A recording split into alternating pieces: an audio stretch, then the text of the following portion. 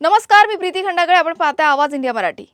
पंतप्रधान नरेंद्र मोदी यांनी देशाच्या आर्थिक परिस्थितीबाबत केलेल्या वक्तव्यानंतर आता राजकीय वर्तुळात जोरदार प्रतिक्रिया उमटू लागल्यात. जागतिक तणाव आणि आर्थिक आव्हानांच्या पार्श्वभूमीवर पंतप्रधानांनी नागरिकांना परदेश दौरे टाळण्याचे, परदेशात लग्न समारंभ न करण्याचे, तसेच सोन्याची खरेदी कमी करण्याचे आवाहन केले. यावरून शिवसेना ठाकरे गटाचे खासदार आदित्य ठाकरे यांनी केंद्र सरकारवर तीव्र टीका केली आहे. आदित्य ठाकरे म्हणाले की पंतप्रधानांनी निवडणुकानंतर आर्थिक परिस्थिती बिघडण्याचे संकेत दिलेत. मात्र हेच नियम सरकारमधील मंत्री आणि सत्ताधारी पक्षही पाळणार आहेत का, असा सवाल त्यांनी उपस्थित केला.